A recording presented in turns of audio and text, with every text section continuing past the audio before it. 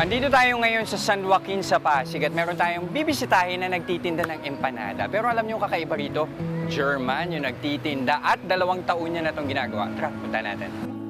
Meet Tatay Marco, ang tinaguriang Tatay Empanada ng Pasig. Nasa 1 dekada nang naninirahan sa Pilipinas ang German national na nagtrending matapos siyang lokohin at iwanan ng napangasawang Pinay. Imbis na mamalimos, mas pinili ni Tatay Marco na kumayod.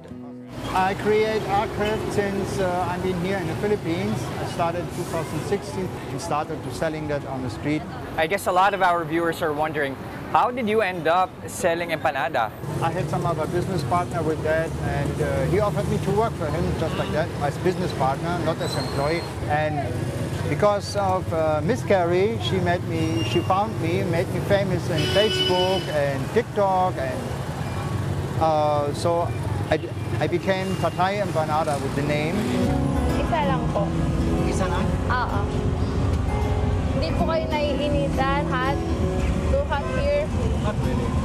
Dahil sa video niya ng estudyanteng si Carrie, marami ang naantig sa kwento ng banyagang si Tatay Marco. Ano po? Naisipan ko siyang i-video that time kasi parang the way of social media is ayun po yung maging power na baka dito ma-discover at mas makilala pa yung business niya. And ayun, hindi ko in-expect na nag-trending talaga. Ang video na umabot na sa mahigit 3 million views ang naging daan para bumuhos ang suporta sa ating Tatay Empanada. Pero dahil sa kasikatang natanggap ni Tatay Marco, nagkalamat ang relasyon nila ng kanyang dating business partner.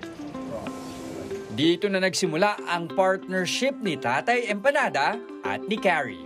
Sabi ko, what if gawin natin itong sariling pangalan mo na, sariling negosyo mo na, sariling oras mo na yung pagagalawin natin.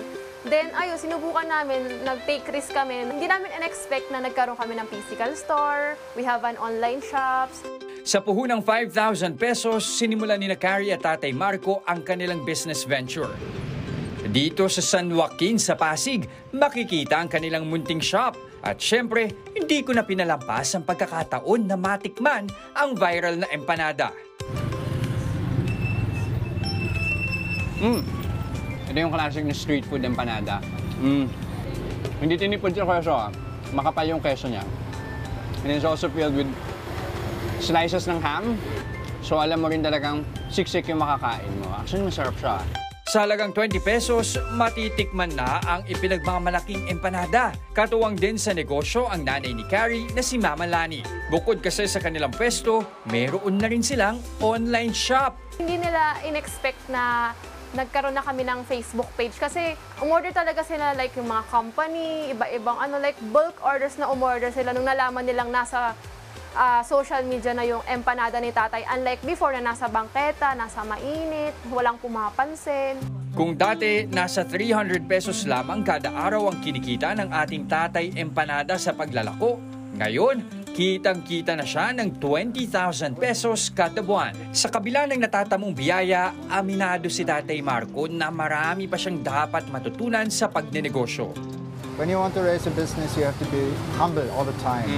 Because you have to accept that you don't have the salary like you would work as an employee. Para sa akin, nagkaroon ako ng lesson sa kanya. May natutunan akong lesson kay Tatay Empanada na don't lose hope kahit na hirap ka na kasi may mga taong may mas hirap pa.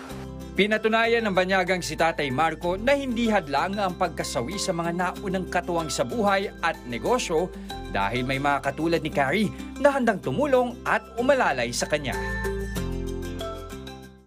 Mga kapatid, Jess De Los Santos po, huwag magpauli sa mga umaaksyong balita at napapanahong issue sa bansa.